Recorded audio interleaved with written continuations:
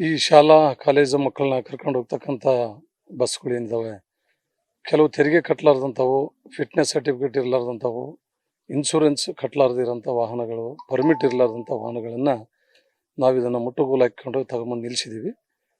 ಈಗ ಇನ್ನು ಡ್ಯೂ ಕೋರ್ಸಲ್ಲೇ ಅವರೆಲ್ಲ ಫಿಟ್ನೆಸ್ ಸರ್ಟಿಫಿಕೇಟ್ ರಿನ್ಯೂವಲ್ ಮಾಡ್ಕೋಬೇಕು, ಇನ್ಶೂರೆನ್ಸ್ ಮಾಡ್ಕೊಳ್ತಕ್ಕಂಥದ್ದು, ಟ್ಯಾಕ್ಸ್ ಎಲ್ಲ ಕಟ್ಟಿ ಅವರೆಲ್ಲ ಅಪ್ಡೇಷನ್ ಮಾಡ್ಕೊಂಡ್ರೆ ಆ ವೆಹಿಕಲ್ಗಳನ್ನು ನಾವು ನಂತರ ದಂಡ ತುಂಬಿಸ್ಕೊಂಡು ಬಿಡುಗಡೆ ಮಾಡ್ತೀವಿ. ಈಗ ಇವತ್ತೊಂದು 10 ವೆಹಿಕಲ್ಗಳನ್ನು ತಂದು ಹಾಕಿದ್ದಾರೆ. ನಿನ್ನೆ 2 ಕುಷ್ಟಗಿಯಲ್ಲಿ ಹಾಕಿದ್ರು. ಈಗ ಇವತ್ತೊಂದು 10 ವೆಹಿಕಲ್ ಆಗಿದೆ ಇವತ್ತು. ಅದೇ ರೀತಿ ಬೇರೆ ಬೇರೆ ವೆಹಿಕಲ್ಗಳನ್ನು ನಾವು ಚೆಕ್ ಮಾಡಿ ಎಲ್ಲ ವೆಹಿಕಲ್ಗಳಿಗೆ ಏನು ದಾಖಲಾತಿಗಳು ಸರಿ ಇಲ್ಲ ಅಂದ್ರೆ ಅವ್ರ ಮೇಲೆ ನಾವು ಕ್ರಮ ಜರುಗಿಸ್ತಾ ಇದ್ದೀವಿ. ಅದು ಒಂದು ಮೊನ್ನೆ ಸರ್ಕಾರದಿಂದ ಒಂದು ನಿರ್ದೇಶನ ಇದೆ, ಹಾಗೂ ಒಂದು ಸುಪ್ರೀಂ ಕೋರ್ಟ್ ಡೈರೆಕ್ಷನ್ ಇದೆ. ಶಾಲಾ ಮಕ್ಕಳ ವಾಹನಗಳಿಗೆ ಇದೇ ಥರ ಇರಬೇಕು ಅನ್ನೋದಕ್ಕೆ ಒಂದು ಕಂಡೀಷನ್ಸ್ ಇದ್ದಾವೆ.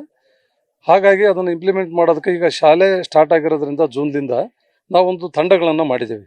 ಮೊನ್ನೆ ಜಂಟಿ ಸಾರಿಗೆ ಆಯುಕ್ತರ ಒಂದು ಅಧ್ಯಕ್ಷತೆಯಲ್ಲಿ ನಮ್ಮ ರಾಯಚೂರು, ನಂತರ ಬಳ್ಳಾರಿ, ಹೊಸಪೇಟೆ 3 ಕಚೇರಿಯ ಒಂದು 3 ತಂಡಗಳನ್ನು ನಾವು ಮಾಡಿ ಈ ಒಂದು 4 ದಿನಗಳ ಕಾಲ ನಿನ್ನೆಲಿಂದ ಸ್ಟಾರ್ಟ್ ಆಗಿದೆ.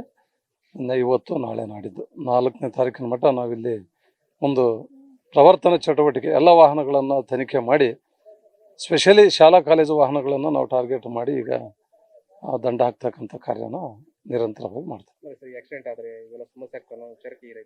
ಆಕ್ಸಿಡೆಂಟ್ ಆದ್ರೂ ಸಮಸ್ಯೆ ಆಗುತ್ತೆ. ಆ ಆಕ್ಸಿಡೆಂಟ್ಲಿಂದ ಮಕ್ಕಳಾಗಿರ್ಬೋದು, ಅದರ ಜೊತೆಗೆ ಸಾರ್ವಜನಿಕರಿಗೂ ಆಕ್ಸಿಡೆಂಟ್ ಆದರೆ ಆ ಒಂದು ಪರಿಹಾರದ ಮೊತ್ತ ಬರಲ್ಲ. ಹಾಗಾಗಿ ಎಲ್ಲ ಪ್ರತಿಯೊಂದು ವಾಹನಗಳು ಆ ಇನ್ಶೂರೆನ್ಸ್ಗಳನ್ನು ಅವರು ಕಂಪಲ್ಸರಿ ಮಾಡಿಸ್ಕೊಳ್ಬೇಕು.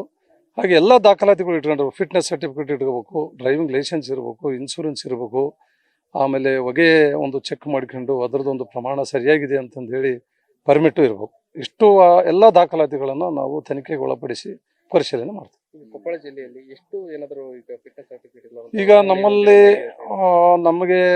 ನಮ್ಮ ಡಾಟಾ ಪ್ರಕಾರ ಒಂದು 260 ವೆಹಿಕಲ್ಗಳು ಇದೆ ಟೋಟಲಲ್ಲಿ. ಅದರಲ್ಲಿ ಕೆಲವೆಲ್ಲ ಆಲ್ಮೋಸ್ಟ್ ಒಂದು 60% ಎಲ್ಲ ದಾಖಲಾತಿಗಳು ಸರಿ ಇದೆ.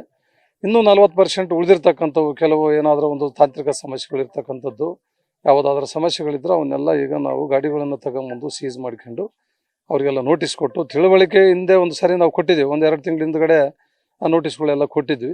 ಕೆಲವರು ಅಪ್ಡೇಟ್ ಮಾಡ್ಕೊಂಡಿದ್ದಾರೆ, ಕೆಲವರು ಮಾಡ್ಕೊಂಡಿರಲಾರ್ದಂಥವ್ರಿಗೆ ನಾವೀಗ ಒಂದು ಎನ್ಫೋರ್ಸ್ಮೆಂಟ್ ಮಾಡ್ತಾ ಇದ್ದೀವಿ. ಈಗ ನಮ್ಮಲ್ಲಿ ಏನಾಗ್ತಾ ಇದೆ, ಈಗ 15 ವರ್ಷ ನಂತರದ ವಾಹನಗಳೇನಿದೆ ನಾವು ಅದರ ರಸ್ತೆ ಮೇಲೆ ಯೂಸ್ ಮಾಡೋಕೆ ನಾವೇ ಪರ್ಮಿಟ್ ಮಾಡಲ್ಲ. ಯಾಕಂದರೆ 15 ವರ್ಷ ಅದೊಂದು ಸರ್ಕಾರದ ಒಂದು ನಿರ್ದೇಶನ ಇದೆ, ಆ ಕಂಡೀಷನ್ ಇದೆ, ನಿರ್ಬಂಧ ಇದೆ. 15 ವರ್ಷದ ನಂತರ ಏನು ಬರುತ್ತೆ ಆ ವೆಹಿಕಲ್ಗಳು ಯಾವುದನ್ನು ಯೂಸ್ ಮಾಡೋಂಗಿಲ್ಲ.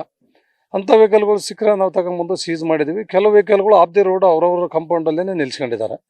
ಕೆಲವರು ನಮ್ದು 15 ವರ್ಷ ಆಗಿದೆ, ಪರ್ಮಿಟ್ ಕೊಡ್ತಾ ಇಲ್ಲ, ಹಾಗಾಗಿ ನಾವು ಗಾಡಿನ ಯೂಸ್ ಮಾಡ್ತಾ ಇಲ್ಲ ಅಂತ ನಿನ್ನೆ ನನಗೆ ಗಂಗಾವತಿಲಿಂದ ಅವರು ಒಂದು ಸ್ಕೂಲ್ನವರೆಲ್ಲ ಫೋನ್ ಮಾಡಿದರು. ಹಾಗಾಗಿ ಯಾವುದು ಅಂಥ ವೆಹಿಕಲ್ಗಳು ಸಿಕ್ಕರೆ ನಾವು ಕ್ರಮ ತಗೊಳ್ತೀವಿ.